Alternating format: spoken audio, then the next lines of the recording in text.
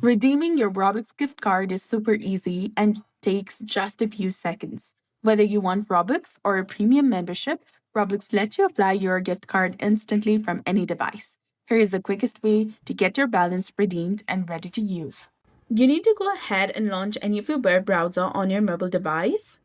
Then go ahead and search for the official website of Roblox. Once you're in the official website, go ahead and log into your account.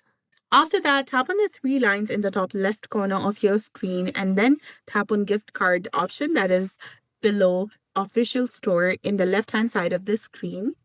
And once the page fully loads, tap on redeem card option, which is highlighted in white color in the top right corner of your screen. Now, on this page, you need to go ahead and enter your gift card, your virtual item, or the promo code below over here.